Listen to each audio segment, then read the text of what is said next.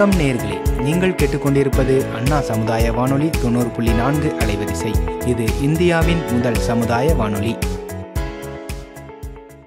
நேயர்களே, இப்பொழுது நாம் கேட்கவிருப்பது நமது அண்ணா சமுதாய வானொலியும் மதராஸ் உர நிறுவனமும் இணைந்து வழங்கும் பிரதமரின் பிரணாம், தாய்பூமியின் மறுசீரமைப்பு, ஊட்டச்சத்து விழிப்புணர்வு மற்றும் மேம்படுத்தலுக்கான திட்டம் பற்றிய தொடர் நிகழ்ச்சியின் 32ஆம் பாகம். இன்றைய நிகழ்ச்சியில் மல்பெரி சாகுபடியில் அங்கக உரங்களின் பயன்பாடு குறித்தும் தென்னை பயிர் பாதுகாப்பில் உயிர் எதிர்கொள்ளிகளின் பங்கு குறித்தும் விளக்கவிருக்கிறார் மதராஸ் உர நிறுவனத்தில் உர விநியோகத்துறை மேலாளராக பணிபுரிந்து கொண்டிருக்கும் திரு கணபதி அவர்கள். வாங்க நிகழ்ச்சியை கேட்கலாம். தமிழக வேளாண் பெருமக்களுக்கு வணக்கம். இன்று மல்பெரி சாகுபடியில் அங்கக உரங்களின் பயன்பாடு என்ற தலைப்பில் சில கருத்துக்களை உங்களுடன் பகிர இருக்கிறேன். மல்பெரி செடியானது பட்டுப்புழுவிற்கு உணவாக பயன்படும் ஒரு பலபருவ தாவரம். தமிழகத்தில் சுமார் 5000 ஏக்கர் நிலப்பரப்பில் பயிரிடப்பட்டு வரும் இச்செடியானது 25,000க்கும் மேற்பட்ட மக்களுக்கு வாழ்வாதாரமாக விளங்குகிறது. இந்த மல்பெரி பயிர் கிருஷ்ணகிரி, தருமபுரி, சேலம், ஈரோடு, திருப்பூர், கோவை மற்றும் வேலூர் போன்ற மாவட்டங்களில் அதிக அளவிலும் ஏனைய மாவட்டங்களில் குறிப்பிடத்தக்க அளவிலும் பயிரிடப்படுகிறது. பயிர் வளர்ச்சிக்கு அத்தியாவசியமான முப்பெரும் சத்துக்களான தழைச்சத்து, மணிச்சத்து, சாம்பல் சத்துக்களுடன் நுண்ணூட்ட சத்துக்களையும் கொண்டுள்ள நிலமே வளமான நிலமாகும். அவ்வாறு மல்பெரி பயிர் செழிப்பாக வளர 1 ஏக்கர் மல்பெரி தோட்டத்துக்கு ஆண்டுக்கு 8 டன் தொழு உரம் மற்றும் ரசாயன உரம், தழை, மணி, சாம்பல் சத்துக்கள் முறையே 120, 48, 48 என்ற விகிதத்தில் தேவைப்படுகிறது. ரசாயன உரங்களை பயன்படுத்துவதால் உரச்செலவு அதிகரிக்கிறது. இதனை குறைத்திட ஆட்டு எரு, மண்புழு உரம், பசுந்தாள் உரங்கள், ஓட்டமேற்றிய தொழு உரம் மற்றும் உயிர் உரங்களையும் பயன்படுத்தலாம். தொழு உரம். மல்பெரி சாகுபடியில் தொழு உரம். நன்கு மக்கிய தொழு உரமானது 0.5% தழைச்சத்து, 0.2% மணிச்சத்து மற்றும் 0.5% சாம்பல் சத்தினை கொண்டுள்ளது. தொழு உரம் உள்ள மண்ணின் வளத்தை மேம்படுத்தி பயிர்களின் விளைச்சல் நிலைத்து நிற்க உதவுகிறது. மக்கிய தொழு உரம் இடப்பட்ட மல்பெரி தோட்டத்தில் பல்வேறு விதமான நன்மை பயக்கும் நுண்ணுயிர்கள் பல்கி பெருகி செடியின் வளர்ச்சியினை ஊக்குவிக்கிறது. மக்கிய தொழு உரத்தினை மல்பெரி தோட்டத்தில் 1 ஏக்கருக்கு ஆண்டுக்கு 8 டன் இடுவதனால் மல்பெரி இலை விளைச்சல் சுமார் 10லிருந்து 15 ஆண்டுகளுக்கு குறையாமல் கிடைக்கிது. ஆட்டு எரு. மல்பெரியில் ஆட்டு எரு இது தொழு உரத்தினை காட்டிலும் அதிக அளவில் பயிர்களுக்கு தேவையான பேரூட்டம் மற்றும் நுண்ணூட்ட சத்துக்களை கொண்டுள்ளது. இதில் 3% தழைச்சத்து, 1% மணிச்சத்து, 2% சாம்பல் சத்து இருக்குது. ஆட்டு எருவினை நன்கு மக்கச் செய்து மல்பெரி தோட்டத்தில் இடுறதுனால மண்ணின் உயிரோட்டம் பாதுகாக்கப்பட்டு தாவர வளர்ச்சி அதிகரித்து இலை விளைச்சல் உயருது. மண்புழு உரம். மல்பெரியில் மண்புழு உரம் இடுறது, அதாவது உழவர்கள் நண்பன் என்று அழைக்கப்படும் மண்புழுவானது மண்ணில் உள்ள அங்கக பொருட்களை சிதைத்து மண் வளத்தை பாதுகாத்து பயிர்களின் விளைச்சலை அதிகரிக்க செய்யுது.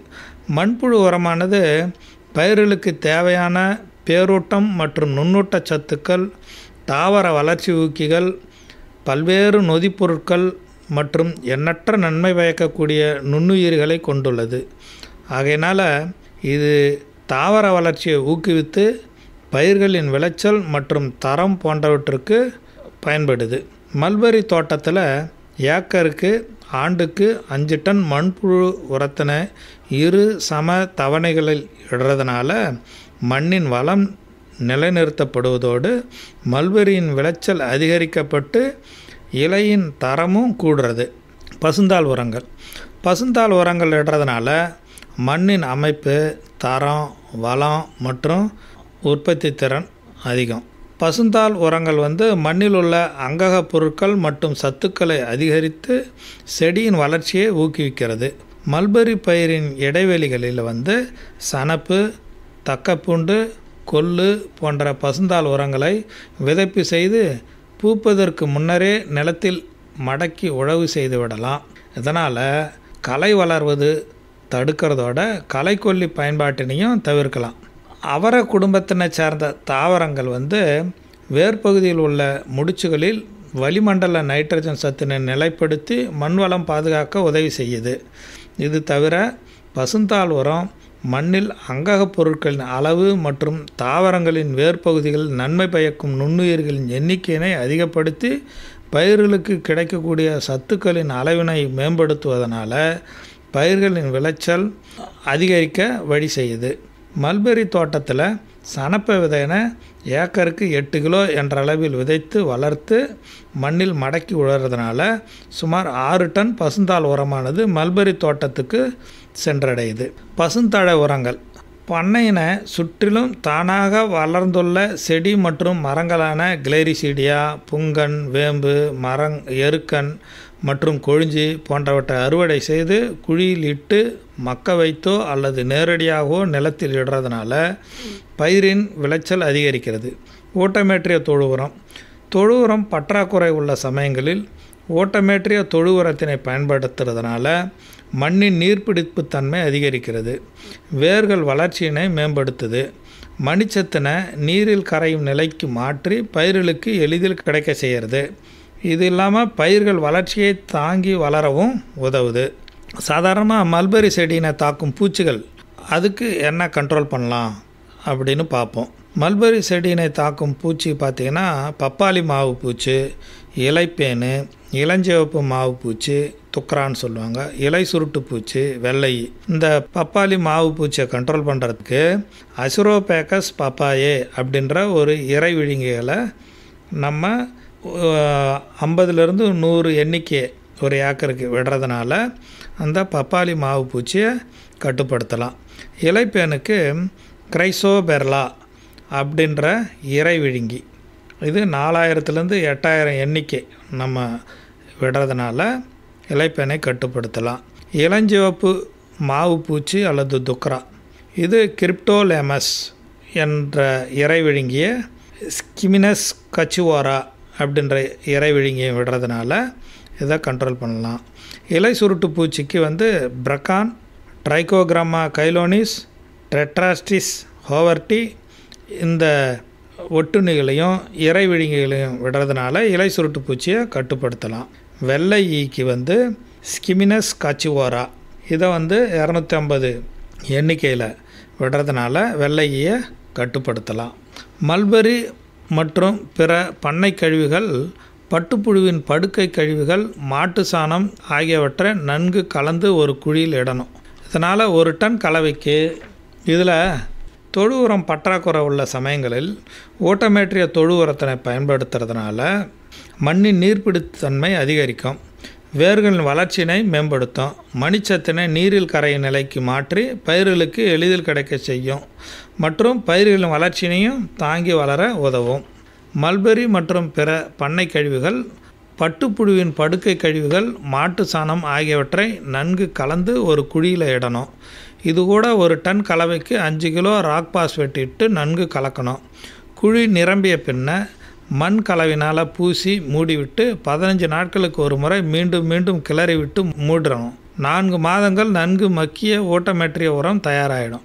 இவ்வாறு தயாரித்த உரத்தினை அஸ்டோபாக்டர் உயிர் உரத்துடன் 1 டன்னுக்கு 1 கிலோ என்ற விகிதத்தில் கலந்து பயன்படுத்தலாம். இந்த வகை உரத்தினை மல்பெரி தோட்டத்துக்கு இட்டால் மணிச்சத்து தரக்கூடிய ரசாயன உரம் இட தேவையில்லை.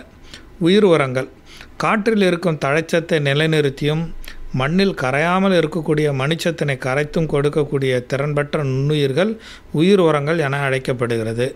அசோஸ்பைரிலம் இவை ஆய்வகத்தில் பெருக்கப்பட்டு தகுந்த மலைப்பாசி மக்குடன் கலந்து 200 கிராம் அல்லது 1 கிலோ பொட்டலங்களாக விநியோகம் செய்யப்படுகிறது. ஏக்கருக்கு 8 கிலோ உயிர் உரத்தினை 400லேருந்து 500 கிலோ நன்கு மக்கிய தூளாக்கப்பட்ட தொழு உரத்துடன் கலந்து மல்பெரி செடிகளின் வேர் பகுதியில் இட்டு மூடி நீர்ப்பாசனம் செய்திடணும். உயிர் உரங்களை ரசாயன உரங்கள் இடுவதற்கு 10-15 நாட்களுக்கு முன்னதாகவே பின்போ இட வேண்டும்.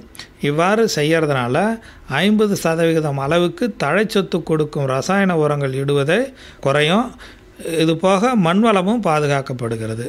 பாஸ்வோபாக்டீரியா நுண்ணுயிர்கள் தங்கள் செல்களிலிருந்து சுரக்கும் அங்கக அமிலங்கள் மூலம் கரையாமல் இருக்கிற மணிச்சத்தை கரைச்சி பயிர்கள் எடுத்துக்கொள்ளும் நிலைக்கு மாற்றி கொடுக்குது.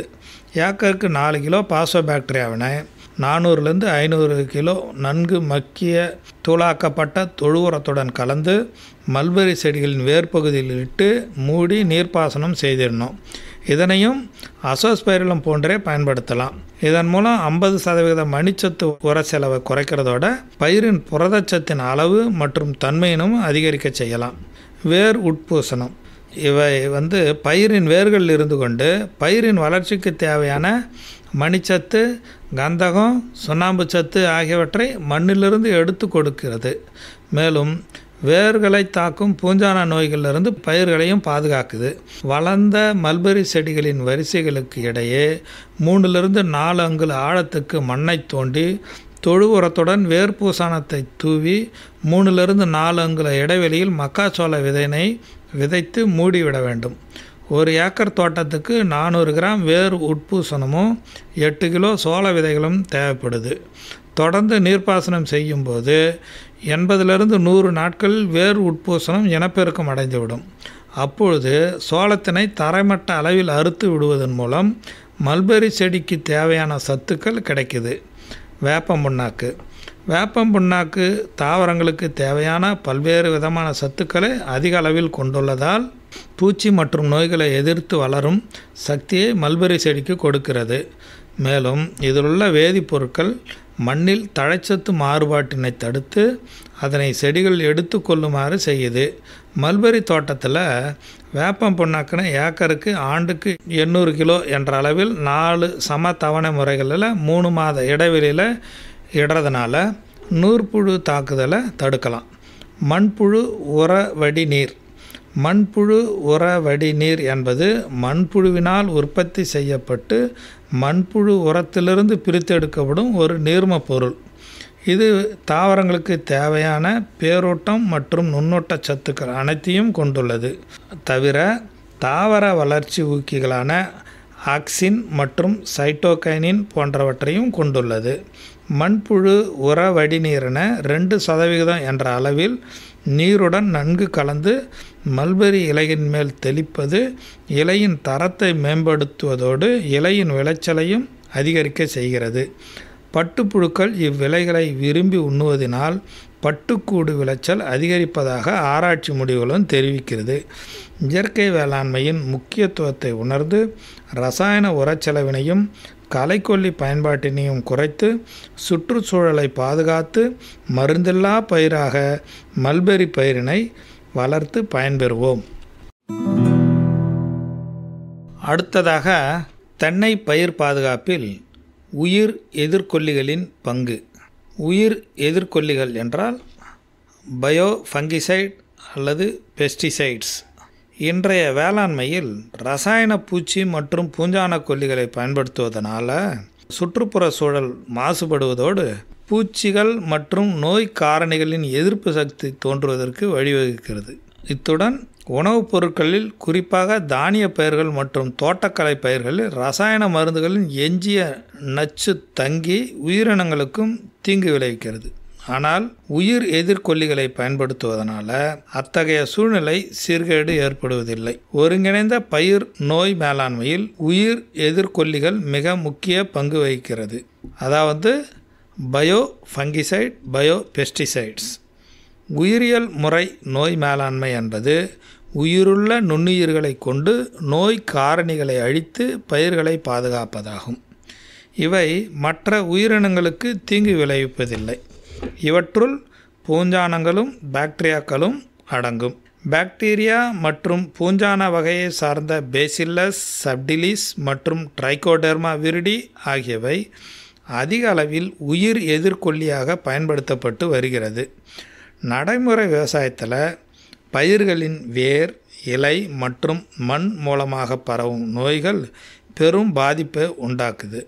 விவசாயிகளுக்கு நோய்கள் பற்றிய முழுமையான தெளிவு இல்லாததால் சரியான நோய் தடுப்பான்களை பயன்படுத்தாமல் பயிர்கள் நோய் தாக்குதலுக்குள்ளாகி குறைந்த முளைப்பு, குறைந்த வளர்ச்சி, நோய் தாக்கிய நாற்றுகள் மற்றும் குறைந்த விளைச்சல் போன்ற பாதிப்புகள் ஏற்படுது.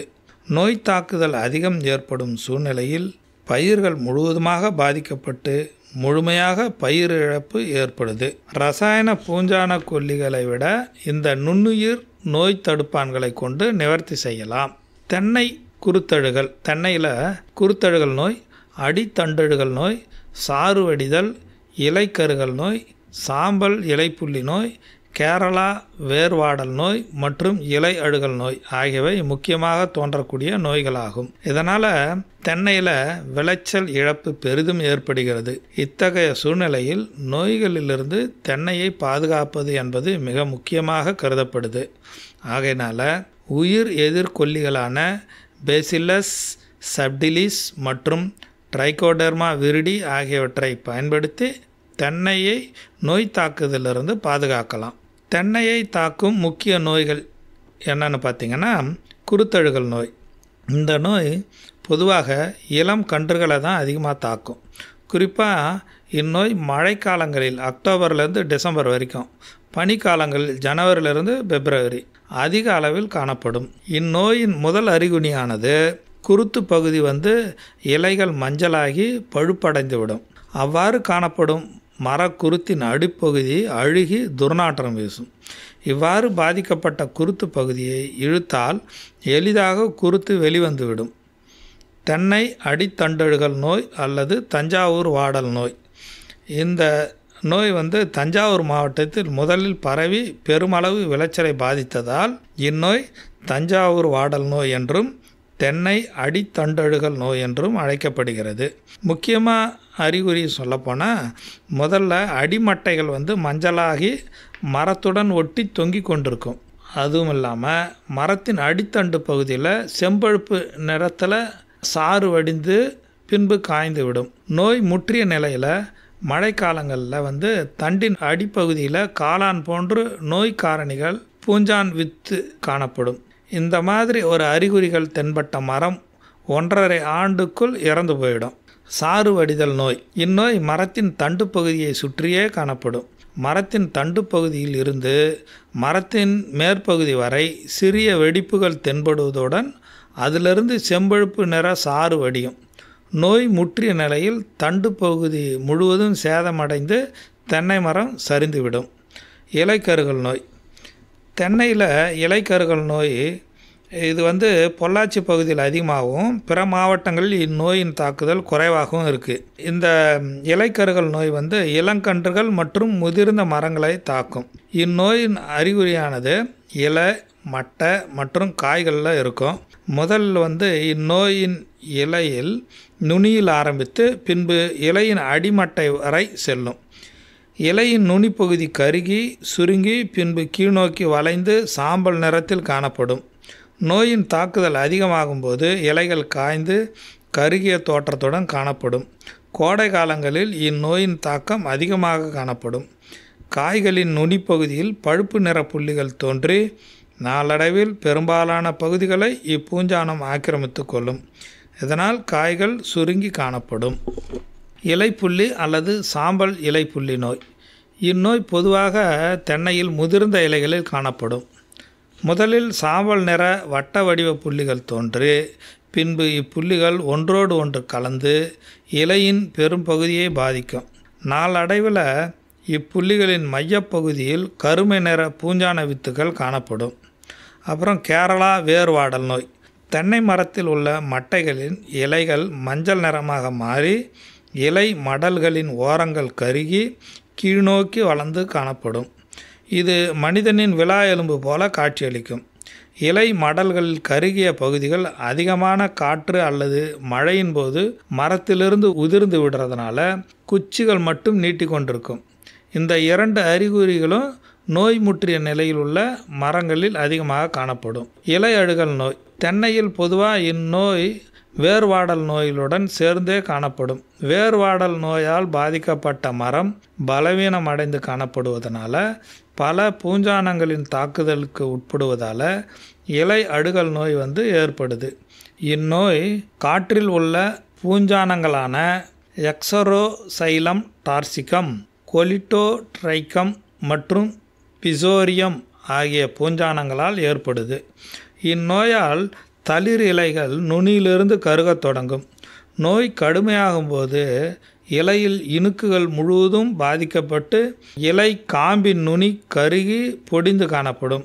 இந்நோய் அனைத்து வயது மரங்களையும் தாக்கும். உயிரியல் முறையில் நோய் கட்டுப்பாடு எப்படி பண்ணுறது? இப்போ இந்த நோயை பற்றியே சொல்லியாச்சு. இதை எப்படி நம்ம கட்டுப்படுத்துறது? ட்ரைகோடெர்மா அஸ்பெரில்லம். ட்ரைகோடெர்மா அஸ்பெரில்லம் என்பது பூசண வகையை சேர்ந்த உயிர் எதிர்கொல்லி ஆகும். இதனை பவுடராக தயாரித்து ஆராய்ச்சி நிலையத்தில் விற்பனை செய்கிறாங்க. இந்த பவுடரை 120 நாள் வரை வைத்து பயன்படுத்தலாம். இதனால் மரத்தினை மண் மற்றும் வேர் மூலம் பரவும் நோய்களிலிருந்து அதன் ஆயுட்காலம் முழுவதும் பாதுகாக்கலாம். ட்ரைகோடெர்மா அஸ்பெரில்லம் பயிர் நோய்களை நேரடியாகவும் மறைமுகமாகவும் கட்டுப்படுத்துது. இது ட்ரைகோடெர்மின், ட்ரைகோவிரிடின், செஸ்குடெர்பினா, ஹெப்டாலிஸ் அமிலம் மற்றும் டெர்மாட்டின் போன்ற நோய் எதிர்ப்பு பொருட்களை உற்பத்தி செய்து தென்னை மரத்தில் ஏற்படும் நோய்களை நேரடியாக கட்டுப்படுத்துது. ட்ரைகோடெர்மா அஸ்பெரில்லம் நோய் கிருமிகளை எதிர்த்து அழிப்பதுடன் தென்னை மரத்தின் வேர் மற்றும் வளர்ச்சிக்கு தேவையான ஹார்மோன்கள் மற்றும் பிற வளர்ச்சி ஊக்கிகளை சுரப்பதனால மரத்தின் வளர்ச்சி மற்றும் விளைச்சலையும் அதிகரிக்க செய்கிறது. இது பிற பாக்டீரியா நுண்ணுயிர் உரங்களுடன் மற்றும் பிற நுண்ணுயிர் நோய் தடுப்பான்களுடன் கலந்து பயன்படுத்தலாம். Bacillus subtilis. பேசில்லஸ் சப்டிலிஸ் பயிர்களுக்கு நன்மை தரக்கூடிய பாக்டீரியா வகையினை சார்ந்தது. நோய்களை சிறப்பாக கட்டுப்படுத்துகிறது. தென்னையின் நோய்களை நேரடியாகவும் மறைமுகமாகவும் கட்டுப்படுத்துகிறது. இது இட்ரின், சார்பெக்டின் மற்றும் சப்டலின் போன்ற நோய் எதிர்ப்பு பொருட்களை உற்பத்தி செய்து பயிர் நோய்களை நேரடியாக கட்டுப்படுத்துகிறது.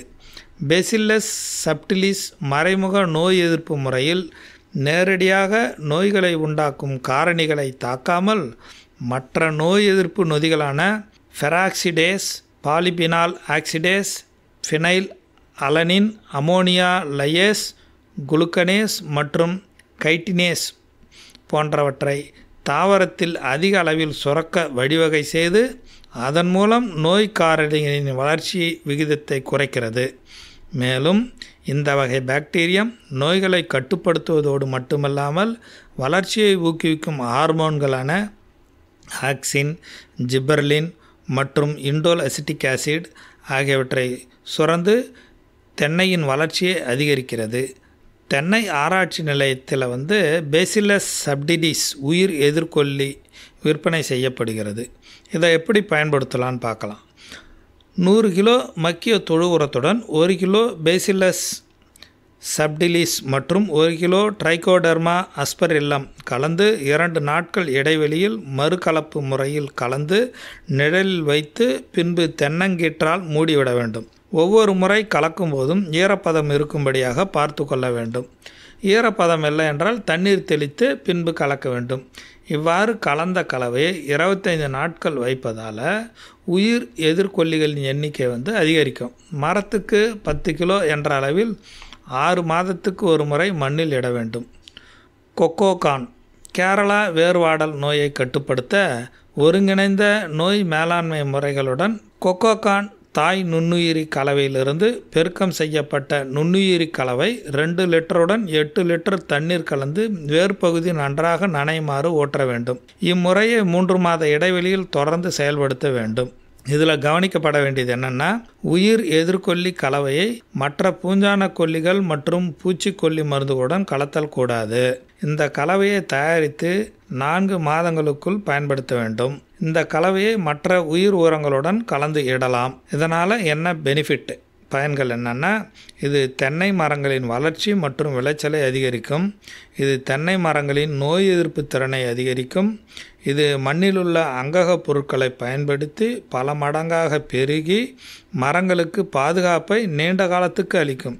இது இதர உயிரினங்களுக்கும் தோட்டத்தில் உள்ள மண்புழுக்களுக்கும் தீமை விளைவிப்பது இல்லை. நன்றி, வணக்கம். நேர்கள் இதுவரை கேட்டது நமது அண்ணா சமுதாய வானொலியும் மதராஸ் உர நிறுவனமும் இணைந்து வழங்கிய பிரதமரின் பிரணாம் திட்டம் பற்றிய தொடர் நிகழ்ச்சியின் 30ஆம் பாகம். மீண்டும் அடுத்த நிகழ்ச்சியில் சந்திப்போம். நன்றி, வணக்கம்.